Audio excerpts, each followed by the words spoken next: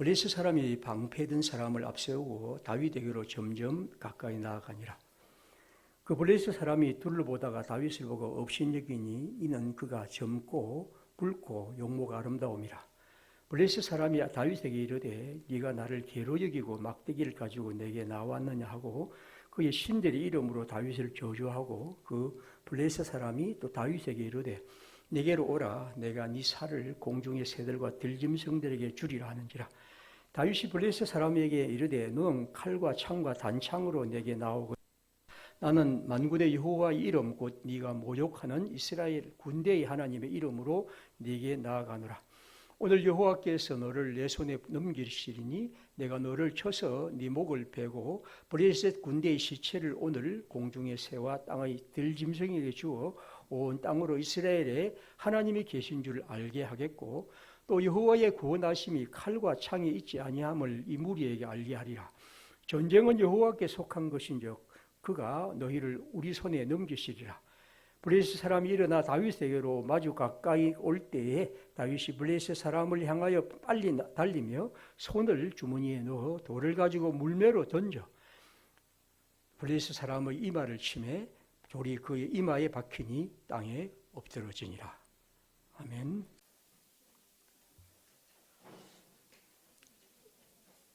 창세기 오늘 읽은 사무엘상 17장은 잘 아는 대로 골리앗이란 블레셋 장군과 다윗이란 이스라엘의 아주 소년의 전투입니다. 그리고 우리가 알다시피 거대한 골리앗을 아주 소년 다윗이 이긴 장면이죠. 우리는 보통 이런 얘기에서 승리했다는 것에 관심이 많습니다. 저는 승리했다기보다도 오히려 이 성경은 다윗이라는 소년의 용기에 대한 얘기를 저는 하고 싶습니다. 그가 이겼다, 졌다는 것은 어떻게 보면 근본적으로 우리에게 중요한 건 아닙니다. 다윗이란 이 소년이 거대한 장군, 거인 골리앗 앞에서 담대하게 나섰고 그리고 그것이 이스라엘을 승리와 구원으로 가져왔다는 것이죠. 오늘 여기 보면 사무엘상 17장 4절에 이 골리앗을 이렇게 설명합니다. 블레셋 사람의 전쟁에 싸움을 도두는 자가 왔는데 그 이름은 골리앗인데 그의 키는 6규빗 한 뼘이요 머리에는 노투구를 썼고 몸에는 비늘 갑옷을 입었고 그 갑옷의 무게는 놋 5,000세겔이며 그의 다리에는 놋 각반을 쳤고 어깨 사이에는 놋 단창을 메었으니 그 창자루는 배틀째 같고 창날에는 철 600세겔이며 방패든 자가 앞서 행하더라. 물론 우리는 이제 고대 사회에 이런 세겔이니 규빗이니 하는 이런 도량을 정확하게 알 수는 없지만 그러나 크다, 굉장하다는 생각을 갖고 그 중에 키가 6규빗이라고 하면 보통 규빗을 한 45cm 정도로 합니다. 그러면 6규빗이라고 할 때 여러분이 생각해 보면 그것이 얼마나 큰지를 얼마나 키가 큰지를 생각할 수가 있죠. 2m가 넘는 거대한 거인이 지금 바로 이 블레셋입니다. 그런데 그에 비해서 다윗은 어떤 사람인가? 42절 오늘 읽은 본문이 이랬습니다. 그 블레셋 사람이 둘러보다가 다윗을 보고 업신여기는데 왜냐하면 이는 그가 젊고 붉고 용모가 아름다움이라. 젊고 붉고 용모가 아름다운 아주 소년이었다는 것입니다. 성경은 좀 더 설명합니다. 바로 앞에 17장 33절 이렇습니다. 사울이 다윗에게 이르되 네가 가서 저 블레셋 사람과 싸울 수 없으니 사울이 말합니다. 다윗에게 너는 소년이요 어려서부터 그는 즉 블레셋 용사 골리앗은 어려서부터 용사이다. 너는 소년이고 그는 어려서부터 용사라. 이 본문에서 소년이란 말이 꽤 많이 등장합니다. 17장 55절에 보면 아브네라 이 소년이 누구의 아들이냐 그렇게 묻고 58절에도 사울이 그에 묻되 소년이여 하고 다윗에게 묻습니다. 소년, 이 소년이라고 할 때 이 단어는 보통 한 15살 전후에 그런 아이를 말합니다. 자, 그러면 보십시오. 골리앗은 키가 한 2m 50에 되는 거대한 거인입니다. 그런데 이 다윗은 아주 작은 소년입니다. 그러면 이 싸움에서 누가 승리를 이룰 수 있을까 하는 것은 누구나 알 수 있는 것이죠. 누가 이 싸움에서 승리할 것인가? 우리의 객관적인 판단으로서는 결코 이 싸움에 이길 수 없고, 그래서 모든 이스라엘 백성들은 이 골리앗 앞에서 떨고 그 싸움에 나서려 하지 않습니다. 성경은 말합니다. 다윗이 이 블레셋과 싸웠고, 그리고 나섰고, 결국 하나님의 이름으로 승리했다는 것입니다.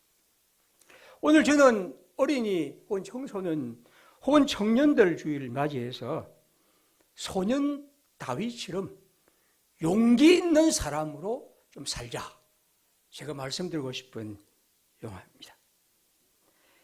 소년 다윗처럼 용기 있는 사람으로, 하나님의 사람들은 이 세상에서 소년 다윗처럼 용기 있는 사람으로 삽니다.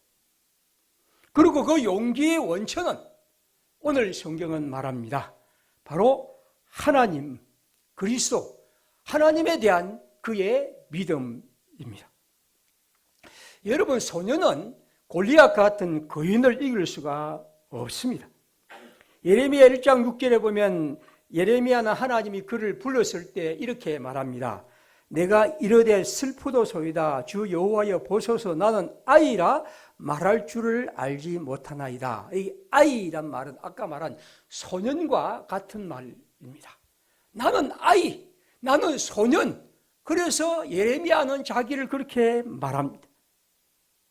그런 의미에서 이 둘, 즉 골리앗과 다윗을 볼 때 다윗은 결코 골리앗에 맞설 수 없는 사람입니다. 그는 그 어떤 것도 할 수 없는 무력한 처지입니다. 그런데 다윗은 그 골리앗 앞에 당당히 나서서 용기 있게 그와 맞서고 있습니다. 오늘 본문 45절 아까 읽은 성경입니다. 블레셋 사람에게 말합니다. 너는 칼과 단창으로 내게 나오지만 나는 만군의 여호와의 이름, 곧 네가 모욕하는 이스라엘의 군대의 하나님의 이름으로 나아가노라. 오늘 하나님께서 너를 내 손에 넘기실 것이다. 이 다윗의 용기의 원천은 바로 하나님이죠. 그가 그 용기를 갖고 나아갈 수 있었던 것은 하나님입니다. 세상에도 우리는 용기의 원천에 대해서 얘기를 합니다. 어떤 사람이 용기 있는가 할 때, 어떤 사람은 어떤 권력이 있을 때 용기를 갖죠. 아이들은 키가 크면 용기를 갖습니다. 얼굴이 예쁘면 그렇기도 하고, 요즘 공부가 전부니까 공부 잘하면 그렇기도 하고, 또 어른들이 되면 돈이 많으면 막 힘이 있고 그렇죠. 혹은 우리 이제 나이가 든 분들은 내가 젊으면 좀 더 용기가 있을 텐데, 그런 생각들을 갖습니다. 용기의 원천은 뭘까? 다윗은 우리에게 말합니다.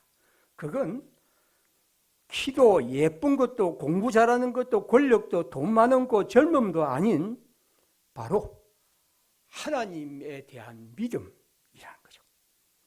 너는 칼과 단창, 너의 힘과 그런 것으로 내게 나오지만 나는 내가 믿는 하나님, 그의 이름으로 나아가며 그분은 살아계시며 우리 가운데 역사할 것이다.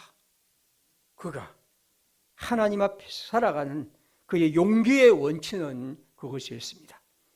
시편 60편 12절에 말합니다. 우리가 하나님을 의지하고 용감하게 행하리니 그는 우리의 대적을 밟으실 미로다.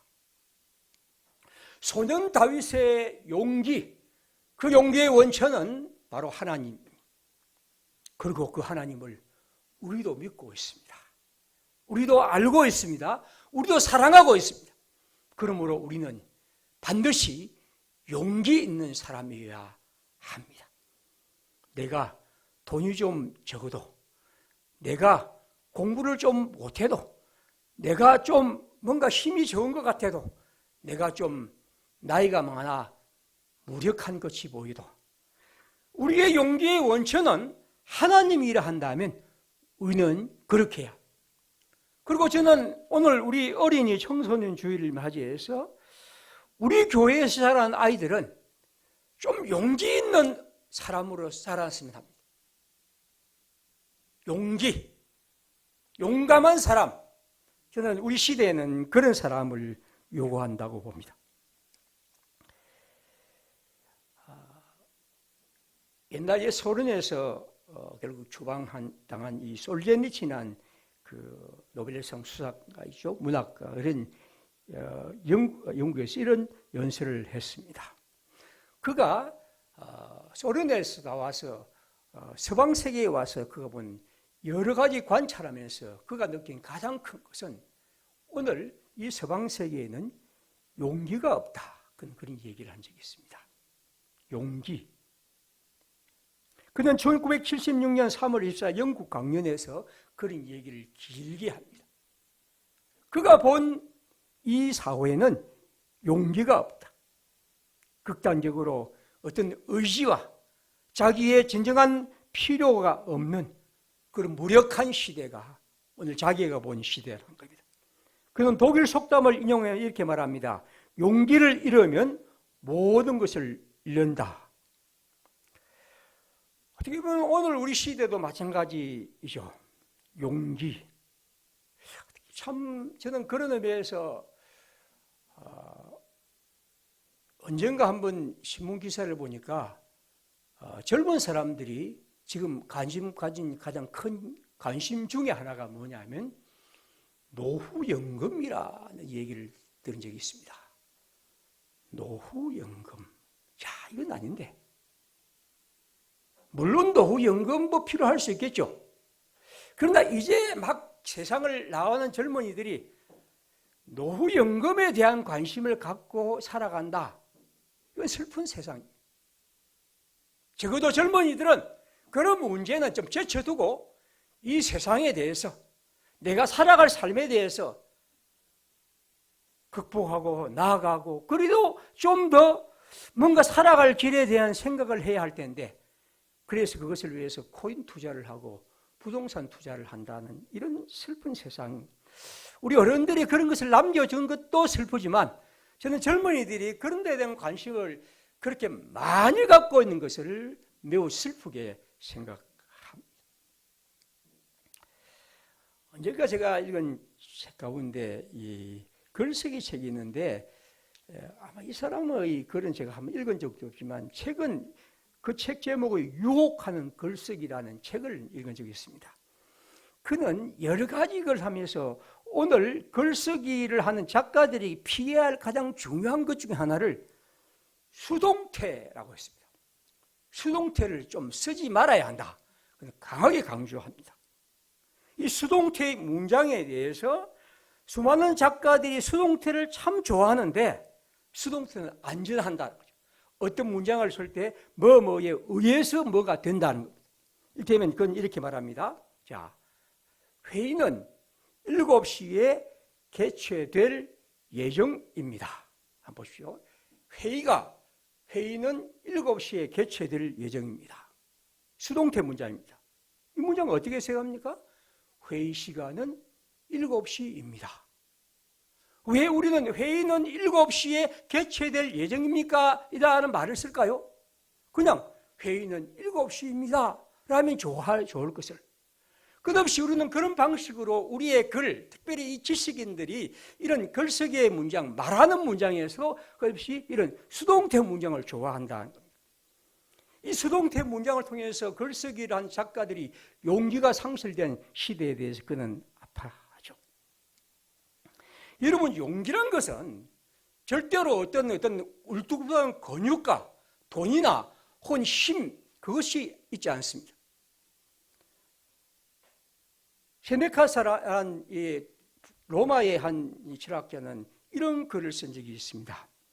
자기가 우연한 기회에 한낮에 검투사 경기를 관람한 기억이 있다는 겁니다. 그리고 그는 그 검투사 경기를 보면서 수많은 사람들이 모여서 그 검투사 경기를 보는데, 거기 보면 심지어 어떤 경우에는 어떤 사람에게는 칼을 주고 어떤 사람에게는 아무것도 방비도 주지 않으면서 싸우게 하는 거죠. 그러면서 그것을 피 흘리는 것을 보고 즐기며 환호하는 그런 걸 보면서 이걸 통해서 로마인들의 용기에 대해서 얘기하고 남성다움에 대해 얘기한 것을 아주 비판하고 있습니다. 그들은 이렇게 말합니다. 목이 약간 찔렸으니 앞으로 뭔가 신나는 일이 계속 이어질 거예요. 이따위 소리를 하면서 그들은 그것을 즐기고 있으며 이것을 남자다움이며 용기라고 얘기하는 그 시대를 그는 신랄하게 얘기를 합니다. 여러분, 용기는 그렇지 않습니다. 용기는 어떤 의미에서 자기를 내어주는 것이고 남을 사랑하는 것이고 그리고 자기의 손해를 기꺼이 감당하는 것이고 그리고 그 속에서 자신의 길이 무엇인지를 생각하고 때로는 묵묵히 그것을 어려운 일에 투신하는 것 같은 그런 것이겠죠. 저는 우리 그리스도인들이 좀 용기 있는 사람으로 살아갔으면 합니다.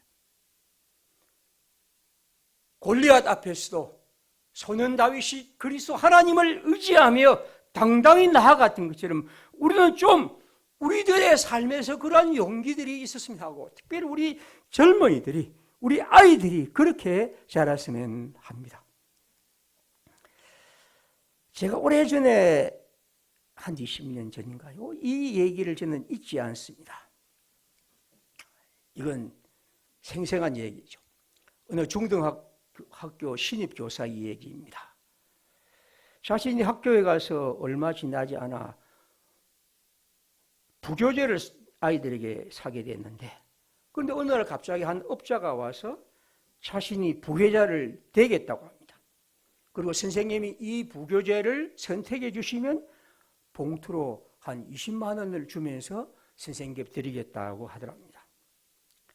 사실 학교 참교사란 것은 비슷비슷하고 그래서 얼떨결에 바꿔서 다음날 같은 신우의 선생님과 의논했더니까 참 신앙 좋은 분들이 이렇게 말합니다. 그건 학교 관행이니까 그냥 어쩔 수 없지 않느냐 하는 겁니다. 그런데 이 젊은이가 교감 선생님께 그래서 그 선생님이 아마 교감 선생님에게도 손을 뻗쳤을 것이라고 얘기하죠. 고민을 한 다음 저하고 이제 얘기를 했습니다. 이러저런 얘기가 제가 그 돈을 받으면 어떻게 되겠는가? 어떤 일이 일어날 것 같은가? 그렇다면 그리스도인으로서 그 돈이 과연 올바른 것인가? 라고 저런저런 얘기하다가 그래서 그는 그 돈을 다음날 돌려주었습니다. 얼마 동안 이 선생은 다른 사람 선생님 보기가 매우 힘들었죠. 왜냐하면 왕따를 당한 기분이었죠. 특별히 신우의 선생님들에게 그렇다는 거죠. 그런데 얼마 후 한 나이 지긋한 선생님이 조용히 찾아와서 이렇게 얘기하답니다. 아무개 선생 참 장하요. 나도 진작 그러고 싶었지만 그래 지금이라도 용기를 내어 나도 잘 해보겠어. 우리는 어떤 것이 관행이다, 그것이 괜찮다 얘기하지만 그러나 그리스도인으로서 그것이 해야 할 것인가 하지 말아야 할 것인가를 판단하고 그것에서 용기를 내어 하나님 안에서 살아갈 것. 이것이 바로 하나님의 사람들이죠. 헬렌 켈러의 말처럼 삶이 여러분 모험이 아니라면 아무것도 아니죠. 삶은 용기며 모험이며 그래서 그리스도를 믿고 나아가는 것입니다. 우리가 이번 먼저 보낸 부활절 헌금을 드리고 이번 아나바다 장터를 통해서 전태일 의료센터를 위한 모금운동에 참여합니다. 전태일 1970년대 우리 시대의 가장 어려운 시대, 그 참혹한 시대에 그 어려운 노동 환경 속에서 자기도 굶고 고통스러우면서도 그러나 다른 그보다 더 못한, 그보다 더 어려운 그의 후배들과 어려운들을 위해서 살아갔던 아름다운 삶. 그래서 용기를 내어 그의 모든 삶을 바쳤던 그런 사람들이 우리 시대에 있었다고 한다면, 오늘 우리 그리스도인들이 이 세상에서 하나님을 믿으면서 용기를 내지 못한다는 것은 매우 슬픈 일입니다. 그 용기는 여러분 위대하고 크고 엄청난 일이 아니라 우리의 일상의 하나하나의 순간에서 내가 해야 할 일은 하고 하지 말아야 할 것은 하지 않고 내 자신을 때론 내어줄 수 있고 내 자신을 부인할 수 있고 그런 삶, 바로 그런 것이겠죠. 오늘 그리스도인들에게 이 다윗은 말합니다.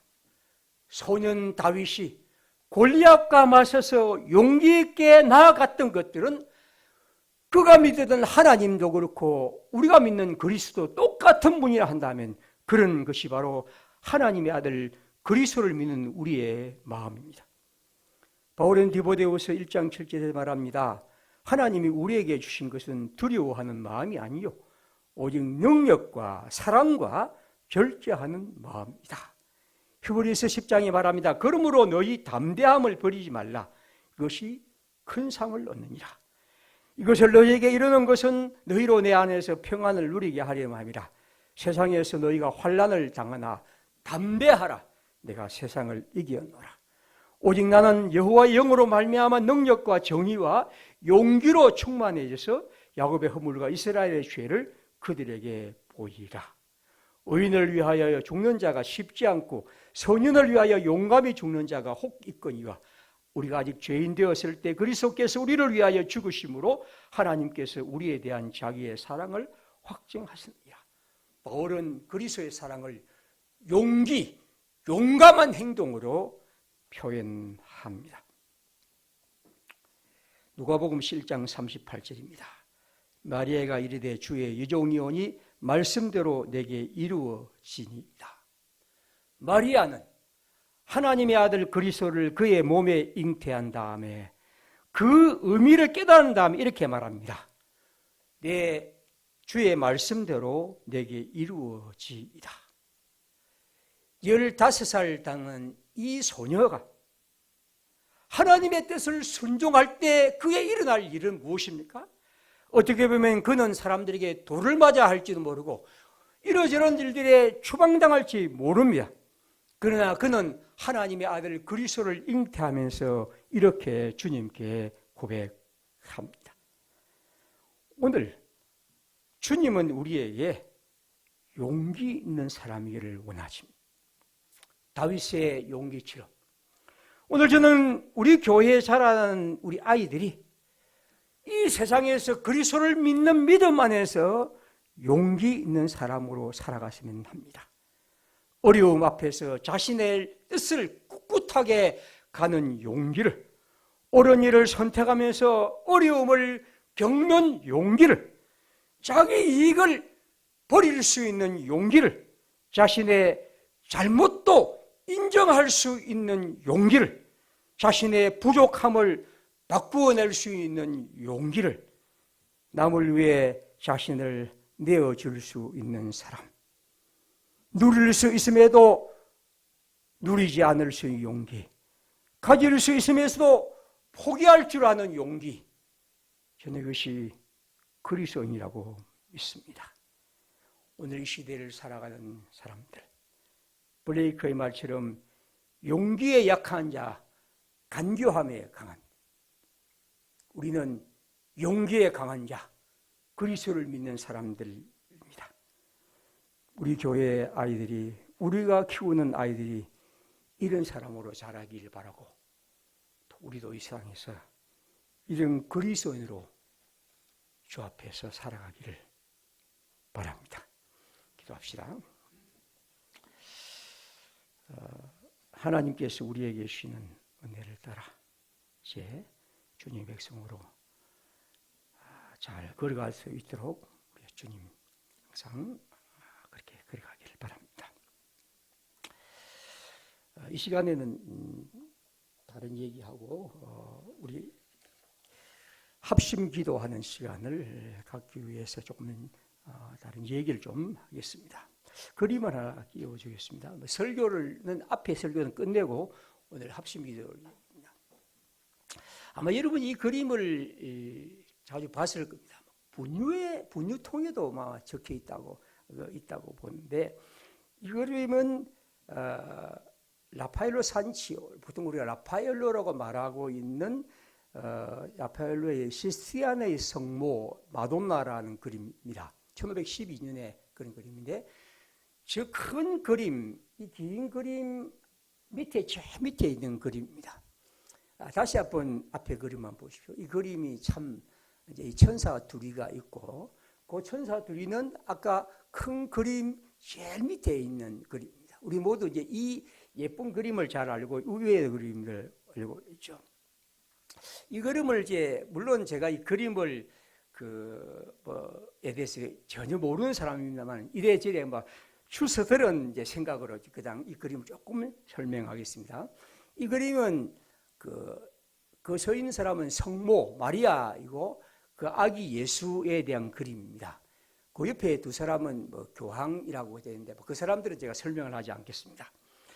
여기 보면 저 그림을 자세히 보시면 이른바 이 성모 마리아에 대한 그림은 굉장히 우리는 좀 뭔가 정숙하고 참 그런 부드러운 그림인데, 저 그림을 자세히 보시면 아주 단호한 그런 그림입니다. 표정 자체가. 그리고 이 아이를 안고 나서는 그런 그림이고, 그 다음에 옆에 있는 그 휘장은 아마 보통 우리가 성소의 휘장 같은 그런 그림입니다. 어떤 해설자는 이제 이 그림을 이렇게 얘기를 합니다. 이 작품에서 성모의 그림은 눈빛과 자세를 보면 당당한 모습이고, 눈빛도 예사롭지 않고 매우 도전적인 그런 눈빛입니다. 그리고 이 아이도 미래의 사명을 의식하고 있는 듯한 그런 모습을 두고 있습니다. 그러면 이제 이건 뭐냐 하면, 아마 이제 그리스도 아기가 이 땅에 하나님의 나라를 펼치기 위해서 이 땅에 나오는 장면입니다. 그리고 이것을 아는 성모 마리아도 거기에 대한 어떤 큰 사명의식을 갖고 이 세상에 등장하고 있습니다. 그런데 그 밑에 이제 그림, 다시 작은 그림 보시면 그 밑에 바로 있는 이 아이 그림을 잡으면 천사가 이제 둘이 있습니다. 근데 이 그림이 어떻습니까? 천사가 참 개구장이 같은 느낌으로 그러죠. 거의 그냥 졸린 듯한 느낌도 들기도 하고, 그 위에 있는 근엄하고 하나님의 나라가 막 펼쳐지는 이런 그림에 견주어 보면 이 그림은 좀 어울리지 않는 듯한 느낌을 갖죠. 이제 부조화 같은 느낌을 갖습니다. 라파엘로는 왜 이런 방식의 그림을 그렸을까? 이 그림, 저는 오늘 우리의 이 아이란 것은 이런 의미지 않을까 하는 생각을 한번 가져봅니다. 어린이란 것, 자라는 아이들이란 것은 우리 시대에 때로는 근엄하고 엄숙한 이 세상에서, 저도 근엄하고 엄숙한 얘기를 많이 한 사람이지만, 그러나 이 세상의 활력과 유머와 즐거움과 뭔가 우리에게 삶의 여유를 주는 그런 것, 이게 이 아이들이지 않을까 하는 생각을 갖습니다. 저출산이 거의 재앙의 수준에 온 우리 시대, 이게 굉장히 거대한 문제입니다. 그러나 우리의 어른들이 이걸 풀어갈 생각을 안 하죠. 그런데 이건 앞으로 우리 사회가 어떻게 될지 알 수 있는 끔찍한 일이기도 합니다. 여러분, 아이들이 있어야 이 세상은 유머가 있고 활력과 또 기쁨이 있고, 그들이 웃을 때는 웃는 대로, 화낼 때는 한 대로, 짜증 때는 짜증낸 대로, 그리고 우울할 때는 우울한 대로, 그걸 통해서 우리는 이 세상에 대해서 뭔가 의미를 갖게 되죠. 저는 우리 시대에서 내 아이가 아니어도, 이러면 다 주님이 주신 생명이니 우리 모두 아이들을 사랑하고, 아이의 웃음을 보며 고단한 아버지는 힘을 얻고, 아이의 미소를 보며 힘겨운 우리는 평화를 누리시고 우린 아이의 우울하면서 세상의 슬픔을 보고 이들의 얼굴에서 삶의 진실을 봅니다. 우리 모두 우리 아이들을 더 사랑하고 우리 아이들의 좋은 세상을 위해서 늘 기도하고 아이들이 하나님 안에서 잘 자라기를 언제나 마음 다하여 생각하는 것, 그것이 바로 우리가 해야 할 일이라고 봅니다. 우리 이 시간 함께 기도하는 시간을 갖겠습니다. 우리 평화교회에 자라는 아이들 위해서 한번 기도해 주시고 또 우리 집에 있는 아이들도 한번 생각해 보시고 우리 마음이 좀 더 넓혀진다면 우리 이웃에 있는 아이들도 한번 생각해 보시고 그리고 우리가 한 번씩 텔레비전에서만 보지만 참 그래도 한국에 있는 아이들은 이래저래 잘 먹고 살아가는데 아시아, 아프리카 저 아이들 한번 보면 물이 없어서 물 길른다고 공부 못하고 다니는 그런 아이들도 보면 너무 마음이 아프죠. 우리가 그런 아이들도 한번 생각해 보면서 어찌하든지 이 세상에서 우리가 이런 아이들을 사랑하고 내가 그 아이들을 위해서 뭘 할 수 있을까도 한번 생각해 보는 그런 시간을 함께 함께 기도하는 시간을 갖겠습니다. 함께 기도합시다.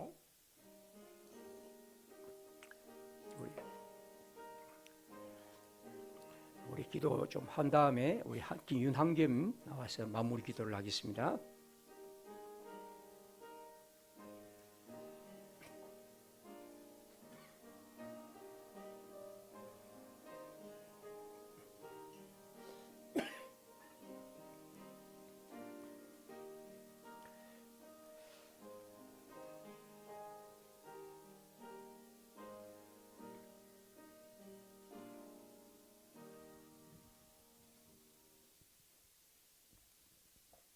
사랑의 하나님, 어느덧 아름답던 벚꽃도 지고 날씨는 점점 더워지며 여름이 다가옵니다. 첫 중간고사 시험이 끝나고 밝은 표정을 지으며 웃고 있는, 한편으로는 아쉬운 표정을 지으며 한숨 쉬는 학생들을 많이 볼 수 있는 요즘입니다. 이들에게 학업에 관한 부담과 또 후회, 아쉬움을 이겨낼 수 있도록 하나님께서 도와주시고 또 그 안에서 하나님의 뜻을 잘 발견할 수 있는 학생들이 되기를 간절히 기도합니다. 이번 주는 어린이 주일입니다. 세상에 있는 모든 아이들, 어린이들, 청소년들이 모두 행복하고 건강하게 살아가기를 기도합니다. 하나님, 세상에는 각자의 고민, 각자의 짐을 가지고 있는 아이들이 많습니다. 저 멀리 지구의 어두운 곳에는 기아와 질병, 무지와 빈곤, 전쟁과 천재지변 등으로 생명의 위험을 받고 있는 아이들이 너무나 많습니다. 이들이 하나님을 알게 되고 하나님과 함께 동행하면서 복음을 얻고 도움을 받을 수 있도록 하나님께서 도와주시기를 간곡히 기도합니다. 또한 세상에 있는 모든 어린이들과 청소년들이 행복하기를 기도합니다. 각자의 삶 속에서 공부만 하는 학생들이 아닌 자신이 하고 싶은 것을 찾고 인생의 목표를 가지고 동기부여를 받으며 살 수 있는 학생들이 되는 것에 하나님의 도우심이 필요합니다. 하나님께서 학생들이 자신의 꿈에 한 발짝 한 발짝 나아가는 데 힘을 주시고 때로는 힘들고 고통스러운 과정과 직면했을 때 하나님을 만나 이겨낼 힘을 얻고 그것을 극복할 수 있는 힘이 학생들에게 전해지기를 기도합니다. 하나님이 주신 뜻과 말씀을 우리 아이들이 잘 깨닫고 그 의미를 생각하면서 하나님의 아름다운 세상을 만들어 갈 수 있도록 기도합니다. 이 모든 말씀 예수님의 이름으로 기도드립니다. 아멘. 아멘.